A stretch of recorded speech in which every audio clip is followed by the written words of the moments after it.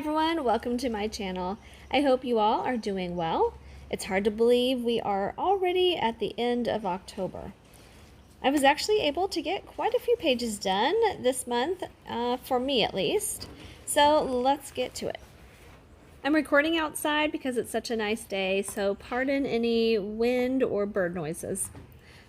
Alright, and then I forgot to mention in my last haul video that I bought this coloring log journal. It's by Firefly Doodles, and it was actually created by another colorist here on YouTube, Color with Claire. So this came at just the right time because my other journal was used up. So it has space for your colors. You can, swatch your colors here. It's nice to be able to look back for reference on other pages, or if you are working on whips, or if you, like certain color combinations that you've done in the past, then it's all right here and handy. The first page comes from Rita Berman's new book, My Trip Around Europe.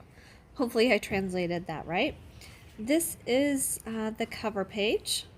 I used Prismacolor pencils, and these flowers were done in my favorite flower combinations using peach, pink, and yellow. The rest of the scene has more brown and golden shades, but then I added pops of blues and reds.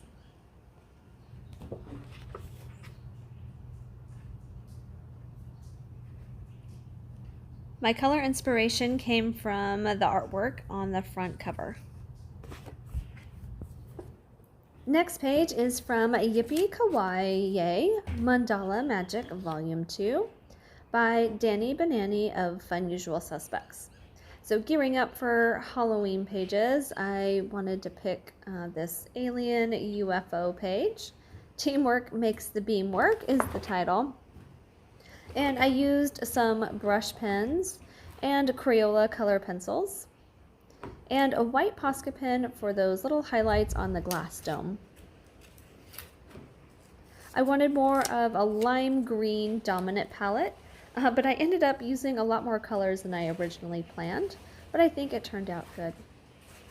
I really love these beams of light. I used a really bright kind of highlighter color to really show that it was beaming up these little objects. A little cow and a pizza.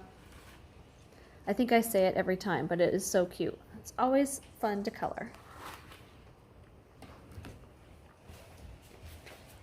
The next page is from a coloring book I've been really enjoying lately. It is the Disney Mandalas by Hatchet Heroes. Not too many villain centrist pages in this book, but I found this one. Sleeping Beauty's Evil Witch is in the center, and the dragon and the three little fairies all circle around her. So I really love the colors of Maleficent and the dragon, but I feel like the fairies don't quite fit with the page. I mean, they're colored with the right colors, but I feel like I should have made them in darker, brighter shades instead. And I thought about doing a smoky or fiery background, but I was really trying to keep this book simple and not worry about backgrounds. So instead I created what I think looks like little ash particles floating around. And this was done by using a stencil from Tim Holtz. It has this kind of splattered effect. And I just use a little foam dauber and some gray stamping ink. So you just kind of lay the stencil on the page, get some ink on your foam dauber, and dab away. And when you lift off, it leaves these little splatter marks. So I think it was the perfect fit for that page. Okay, next page is from the book Eerie Patisserie by Carla Magana. And I used Ohuhu alcohol markers. And I was really excited to do this page with all the little citrus slices in it. So I'm normally intimidated by darker skin tones, but I think I colored this one pretty good. The dark green background really highlights all those bright citrusy colors. And I gave her some green eyes and green hair. Finished off with a white Posca pen for all those white highlights and little dots. Okay, next page is from Mandala Explosion, and this was just a quick, easy coloring page, cute Halloween characters in this mandala style, with the haunted house frame, which was actually the longest part of the coloring. I used Crayola Super Tips markers and Crayola pencils. I just had to do a page in this pop manga cute and creepy book by Camilla D'Erico. I really just want to copy all of Dee Dee Willingham's pictures that she does in this book. Each one I'm just like, oh wow, that is so cool. I want that in my book. Well, I haven't seen her do this page yet, and I was inspired by the Poltergeist movie poster. It is probably one of my top scary movies of all time. And I first used Neocolor 2s for the background, and I wasn't happy with how blotchy it was looking, so I then covered it up with color pencils, which I think to help with the color gradients from light to dark. I then tried to do an acrylic wash, a really light blue on the ghost and on the girl and the TV screen, but I ended up covering up some important lines because I didn't thin it down enough. So I tried to salvage it with some colored pencils, and I used the heck out of the white Posca pen with all those little scribbly fine lines around the ghost, and I used it for some highlights on the TV and on the girl. So overall, now I'm pretty happy with it. Another easy coloring page I did is from this book, Lots of Dots. Beautiful images created by multicolored dots. And the front pages are examples of what completed pages look like. So I did the seahorse. And I love using the Crayola Super Tip markers in this book. It's so easy to fill in those little dots or dab little dots. I like to add a little darker shadow line in each or most of the dots, just to add a little dimension to it. It's not necessarily a color by number, there's no little numbers to follow, but each outline of the dot is a different color, so you can use that for reference.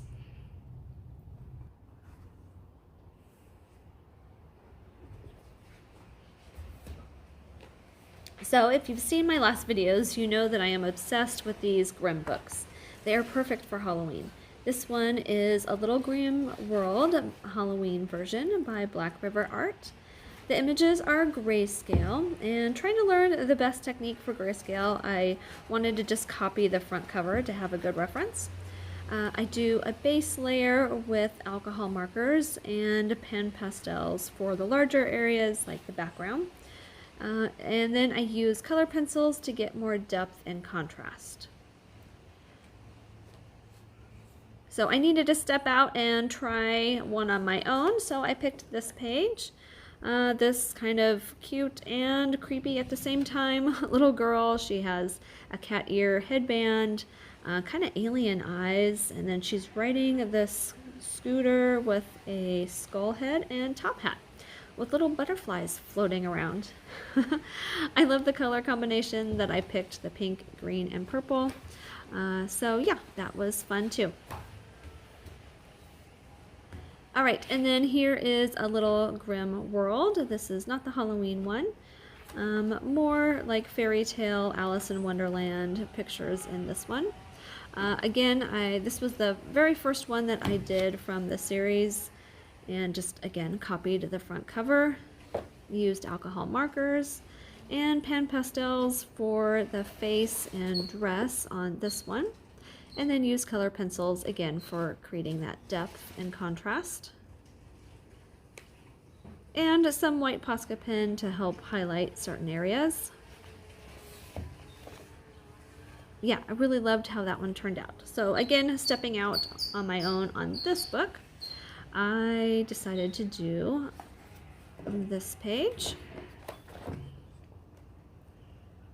And again, kind of cute and creepy at the same time. She's got a cute little bunny hat, but then when you look closer, there's this TV in front of her with teeth, and she has some pliers in her hands, like she's been pulling teeth out.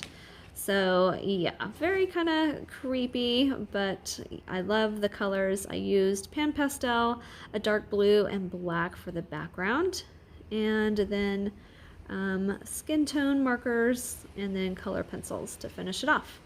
Oh, and I probably used some red fine liners to get in those little details with the blood.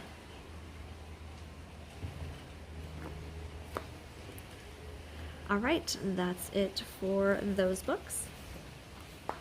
Last Halloween book for the year. I just bought this one on a whim. It's actually my first color by number.